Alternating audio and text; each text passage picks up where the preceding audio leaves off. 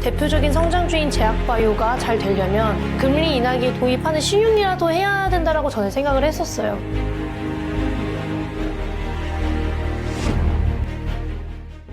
그래서 하드랜딩이 아니니까 금리를 급격하게 내릴 이유도 없고 그런데 어느 정도 피벗은 했고 기준금리는 내려가고 있고 그러니 예. 실물 경제는 안 좋더라도 주식을 비롯한 자산 시장에는 좋을 것이다 이렇게 보시는 거고요. 맞습니다. 여러분들이 제가 이제 이렇게 방송에 출연을 네. 하면 참 많은 분들이 왜 저 사람 뷰가 바뀌었지라고 이해하시는 분들이 계세요. 근데 되게 재밌게도 저는 지금까지 주식시장 얘기한 적 없죠. 네. 지금까지는. 예. 지금까지는 제가 인터뷰하면서 부동산 시장 얘기한 적 없죠. 네네네. 그러나 듣고 계시는 청자 입장에서는 네. 부동산 시장을 머릿속에 생각하시면서 제가 실물 경제가 어렵다고 말씀드리니까 부동산 경기를 또 나쁘게 보네 이렇게 판단하시는 거예요.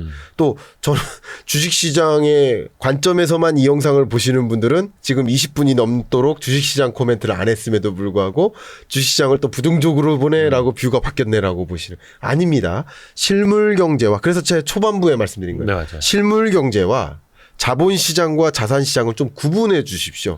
이 구분하는 노력은 굉장히 중요합니다. 그게 연결고리는 있지만 연결고리를 잘 이해하십사 강조하고요. 다만 이게 실물 경제가 자본시장이야 라고 동치를 하면 안 됩니다.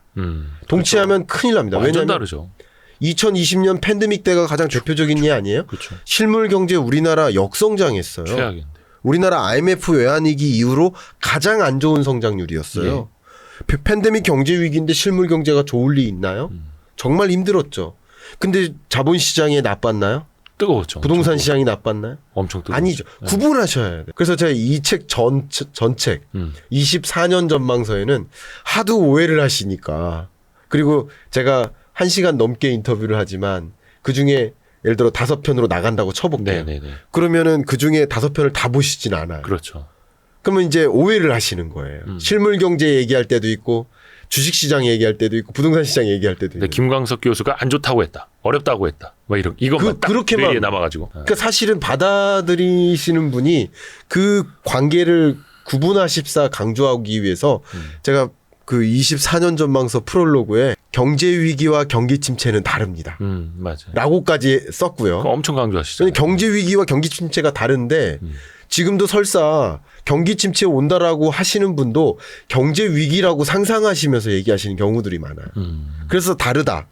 경제 위기는 V자의 경제 역성장하는 걸 경제 위기라고 경기 침체는 L자의 그림인데 전혀 다르다. 그리고 경기 침체와 주가 침체가 다르다. 경기 침체와 부동산 침체가 다르다.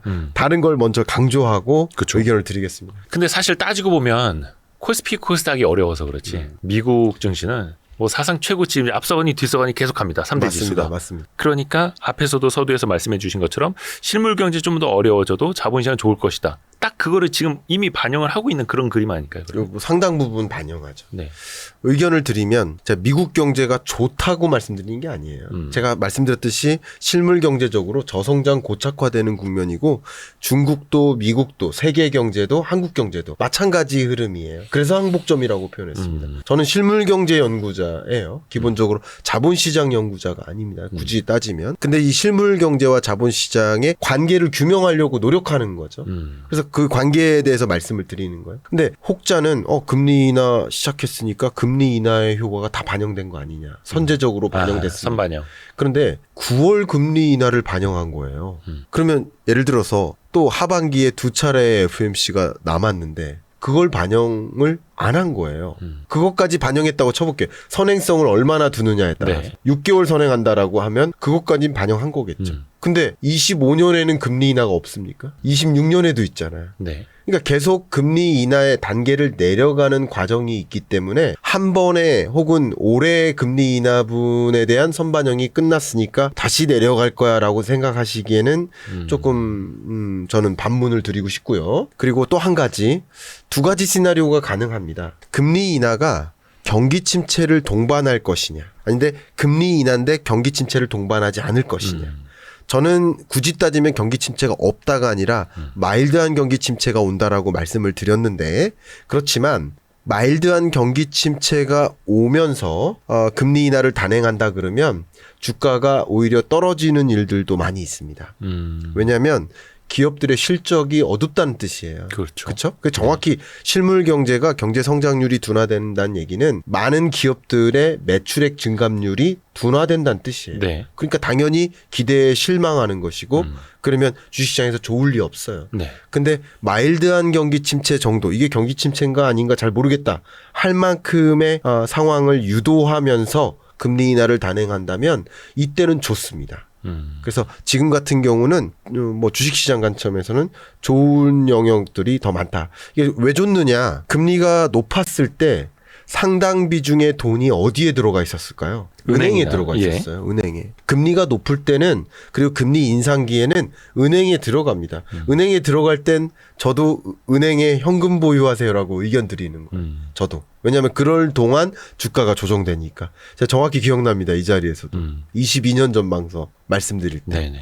네, 22년에는 현금 보유하세요라고 의견 드렸죠. 네. 돈이 그쪽으로 쏠리는 거예요. 그리고 반대로 이제 금리를 인하해 나갈 때는 저축을 그대로 유지할 필요가 없어요. 그렇죠. 혹은 신규 저축액이 줄어요.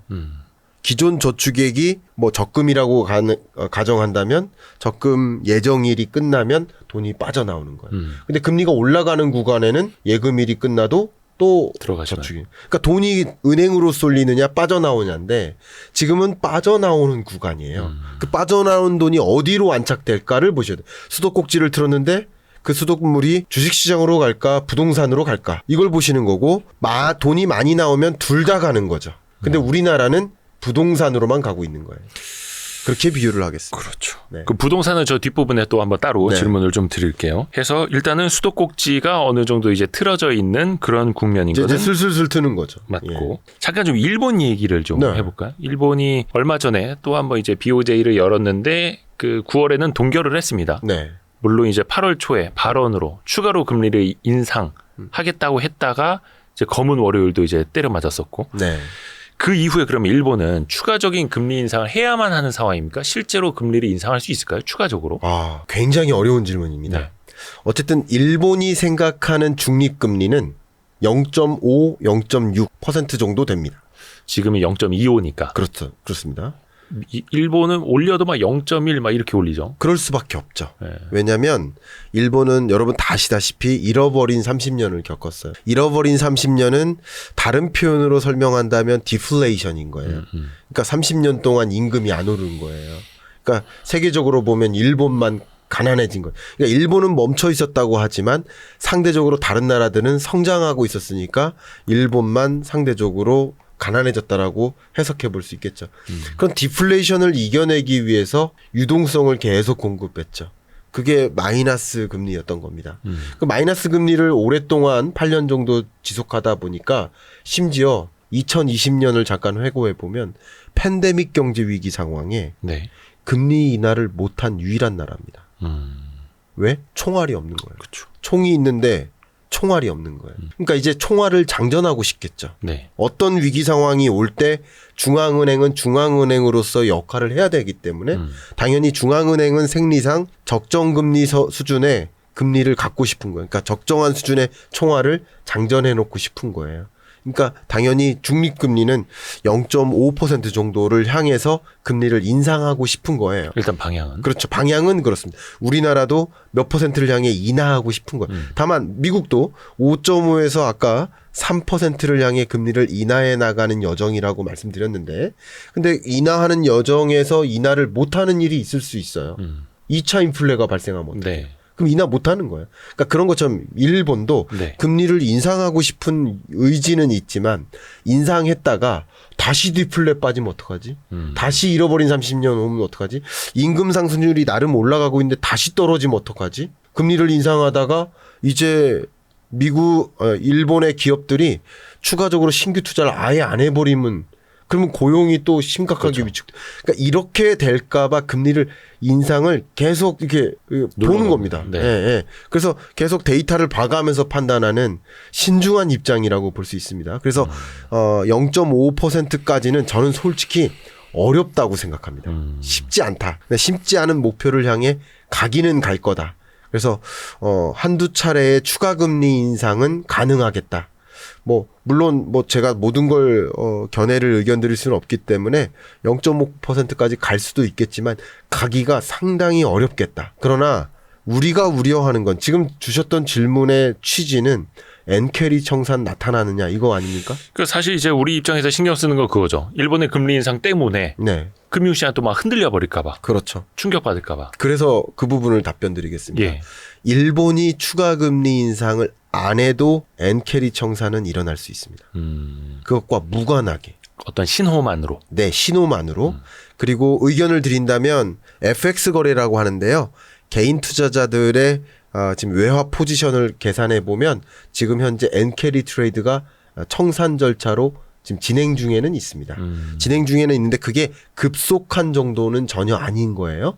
자, 그러면 어떻게 할 때 엔캐리 청산이 일어나느냐? 엔캐리 트레이드가 일어나는 것은 미국과 일본의 금리 차 때문에 일어나는 거예요. 네. 그러면 돈 빌려다가 여기다가 넣는 게 낫다. 아니면 있던 돈을 미국으로 갖고 있는 게 낫다. 미국 부동산 갖고 있는 게 낫다. 미국에 저축하는 게 낫다. 미국 주식이 낫다. 이런 식으로 움직이는 거예요.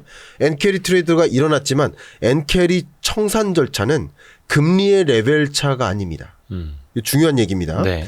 지금 역사적으로 엔캐리 청산 절차가 일어났던 것들을 조사를 해보면 금리차, 먼저 중요한 거, 미국이 금리를 인하해도 목표하는 금리까지 내려온다 한들 3%입니다. 일본이 금리 인상을 다 한다 하더라도 종점에 다다를 그 시점이 0.56입니다. 그러면 3.0과 0.5의 차이는 2.5%포인트 차예요. 엄청 큰 거죠, 그것도. 그럼 우리나라 최대치가 2%포인트 가지고 말이 많았는데 여전히 금리 차는 있어요. 그렇기 네. 때문에 추가적으로 엔캐리 트레이드도 일어날 수 있는 거예요. 네. 이해가시죠? 그 금리 차만 놓고 보면. 2.5%도 매력적인 거죠. 그러나 저는 이제 경제를 볼 때는 금리만 먼저 말씀드릴게요. 경제를 볼 때는 그 차이값이 중요한 게 아니라 변화의 여정이 중요하다. 어디서 어디로 변화하는지 그 변화를 보셔야 됩니다. 항상. 그 변화의 여정상은 엔캐리 청산이 일어날 여지가 훨씬 많습니다. 이해가시죠? 차이로만 보면 엔캐리 청산이 일어날 리가 없어요. 그렇죠. 그러나 이제 굳이 덜 매력적이네라고 생각할 때마다 청산 절차가 일어날 수 있어요. 근데 가장 중요한 청산 절차는 금리 차 때문에가 아니라 금리 차로 인해 나타나는 환율 때문입니다. 그렇죠, 그렇죠. 금리 차가 좁혀지면서 이게 좁혀지는 과정에서 이 외환 시장이 요동치는 거거든요. 항상 먼저 선반영되면서 요동쳐요. 그러니까 금리 차로는 당연히 엔화 강세가 나타날 수가 없죠. 차이값으로만 보면. 네. 근데 변화의 여정에서 엔화 강세가 나올 수 있는 거예요. 생각보다 엔화 강세가 나오네, 생각보다 달러 약세가 나오네, 라는 그런 것들이 환율의 모습이 나타날 때마다 청산 절차가 이루어져요. 그래서 금리 인하의 신호, 미국의 금리 인하 신호, 또 일본의 금리 인상의 신호, 혹은 금리 인상 액션, 미국의 금리 인하 액션, 이런 것들로 인해서 외환 시장의 급변동이 있으면 청산 절차가 좀 강해질 수 있습니다. 그렇죠. 이게 위험 요인 하나입니다. 높낮이보다는 그 방향, 네, 또 시장이 생각하는 속도, 그렇습니다. 또 이럴 수도 있고. 그러니까 앞서 주식시장, 자본시장은 나름 괜찮을 수 있다고 말씀드렸어요. 네네. 괜찮을 수는 있으나 한 번씩 골라갈 겁니다. 골라간다는 뜻은. 골라간다는 것은 엔캐리 청산에 대한 공포나 실제 엔캐리 청산 절차가 있을 때 그때 한번 골라갑니다. 하나가. 약간씩 좀 충격을 받을 수는 있다. 받을 수 있습니다. 예. 그러니까 굳이 따지면 굳이 비유 그 정도의 레벨은 아니겠지만 굳이 따지면 8월 5일과 같은. 그래서 세 가지 변수를 보셔야 됩니다. 그 세 가지 변수 중에 경제 위기에 대한 우려, 공포감. 네. 두 번째가 엔캐리 청산 혹은 엔캐리 청산 공포감. 네. 세 번째가 중국의 미국 국채 보유 규모 축소 절차가 가속화되는 공포감. 가속화 혹은 이게 제가 심리와 실제 현상을 구분해서 말씀드리는 게 실제 현상이 없다 하더라도 공포감은 있을 때가 많아요. 그게 먼저 반영을 해버리니까요, 시장에. 8월 5일이 바로 대표적인 거예요. 그렇죠. 청산 절차 일어나지도 않았어요. 그리고 미국 경기 침체 신호도 아니에요. 4.3%는 경기 침체 아니라고요. 근데 과잉 공포감으로 이미 무너졌잖아요. 중심화 10% 이상. 그래서 그 세 가지 요소가 실질적으로 일어날 때도 조정될 수 있지만 그것에 대한 과잉 공포감만으로도 일어날 수 있어요. 그쵸. 예를 들어볼까요? 제가 실업률이 장기적으로 분기별 실업률 평균치가 4.5 정도를 기록했다가 내려올 것으로 봅니다. 근데 재밌게도 우리가 지금 알고 있는 실업률은 지금 9월 말이잖아요. 네. 8월 실업률입니다. 과거 걸 보고 있는 거죠. 과거 걸 보고 있는 거예요. 근데 금리 인하에 따른 고용시장에 미치는 영향은 아무리 빨라도 3개월이에요. 미래에 나타나는. 그러면 지금 보세요. 10월에 발표되는 고용지표, 12월에 발표되는 고용지표들은 네. 지금 금리 인하하고 상관없이 시장에 나타날 겁니다. 과거의 고금리 시절의 그렇죠. 고용지표. 5.5%의 여파가. 그렇기 때문에 기본적으로 실업률이 4.3을 뚫고 올라가거나 하면 또 금리 인하 해도 말을 안 듣네. 그리고 그때 그 금리 인하는 분명히 경기 침체에 대한 반영이야. 이렇게 해석할 가능성이 높아져요. 여러분 그걸 골라가셔야 됩니다. 그러니까 진위 여부를 구분을 해야 구분하셔야 됩니다. 네, 그것을 좀 의견 드리겠습니다. 그렇죠. 그래서 사실 이제 경제가 또 자본시장이 더 어려운 이유가 그죠. 심리까지 이제 더해지고 네. 과잉 공포를 갖고 예. 또 과잉 확대 해석을 하고 또 앞서 나가고 또 그러다 한번 또 두드려 맞고 맞습니다. 이게 또 반복되고 있는 건데. 근데 너무 좋은 질문 주셨는데 저는 사실 제 채널에서 예. 8월 5일 날 죄송합니다. 자랑스럽게 말씀드려서 죄송합니다만 네. 8월 5일 날 조정될 때 예. 즉시 분석을 해드렸어요. 그러니까 이것은 과잉 공포감이다. 다시 말하면 이렇게 실업률이 4.3% 기록하고 주가가 그 다음 주 월요일 날 조정되는 현상은 일시적이라는 뜻이죠. 그러면 조정될 때 대응을 어떻게 할 수 있어요? 사야죠. 오히려 사는 거죠. 그러니까 결국 이게 과잉 공포감이라고 해석할 때의 나의 대응과 실제 경기 침체가 이제 시작되네라고 판단할 때의 나의 의사결정은 완전히 다르죠. 그렇죠. 그렇죠. 그러니까 제가 말씀드리는 겁니다. 제가 그걸 잘했다라는 의견이 아니라 여러분이 앞으로 24년 하반기 25년 투자 의사결정을 내리실 때 그걸 잘 골라내셔야 됩니다. 예, 공포감이냐 아니냐. 근데 저의 의견은 나타나는 공포감을 가져올 만한 요소들은 많이 있다. 아까 말씀드린 이 세 가지 부분에 있어서. 다만 실질적으로 그것들이 뭐 경기의 하드랜딩으로 가지는 않는다라는 의견을 계속 드리는 겁니다. 그 말씀해 주신 세 가지가 경제 위기 우려, 그렇죠. 또 엔키리 청산 공포, 예. 또 하나가 중국의 국채 보유 규모 축소. 그러니까 미국 국채를 그렇죠. 중국이 던져버릴까 이거였는데 이미 던지고는 있거든요. 그러니까 과거에도 지금 한 장기적으로 계속해서 중국이 보유하고 있는 미국 국채를 좀 줄이고 있다면서요. 네. 그러면 그게 지금 시장에서도 지금 나타나고 있는 금리에 또 반영이 되고 있는 걸까요? 참 이거는 제가 해석을 하는 겁니다. 예. 해석적인 의견을 드리겠습니다.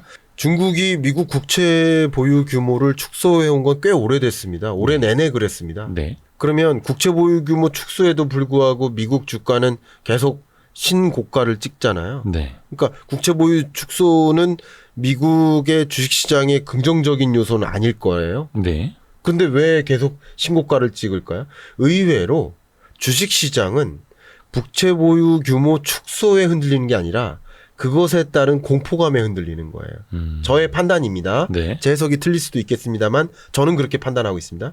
그래서 예를 들면 미국이 B컷의 금리 인하를 하거나 또 중국이 금리를 추가적으로 인하하거나 네. 추가적으로 인하할 여지도 있습니다. 그럴 상황에 국채 보유 규모 축소가 좀 급속하게 전개되면 그러니까 엔캐리 청산도 사실은 무서운 게 급속한 청산이에요. 완만한 청산은 그렇게 무서운 건 아니에요. 무섭긴 무섭지만 네. 그러니까 결국 그런 급속한 청산 절차 비슷한 성격이죠.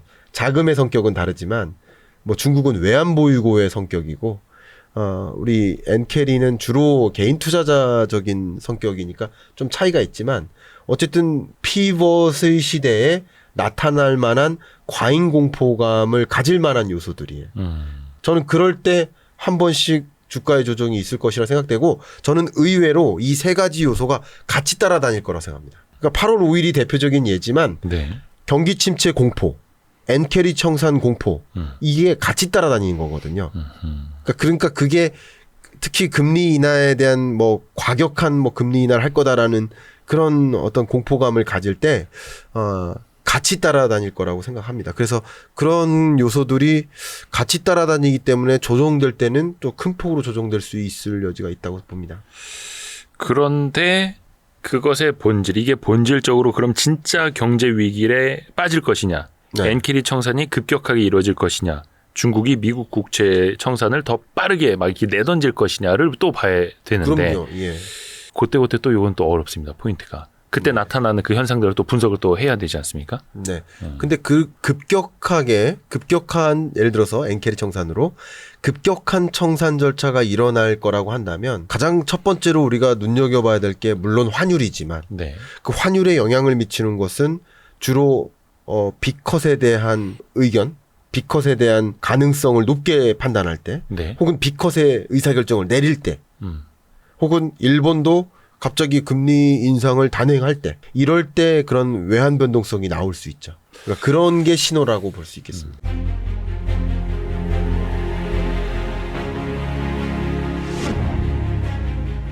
대표적인 성장주인 제약바이오가 잘 되려면 금리 인하기에 도입하는 신윤이라도 해야 된다라고 저는 생각을 했었어요. 근데 그때 한 번 더 뛸 수 있는 게 제약바이오라고 저는 생각을 하고요.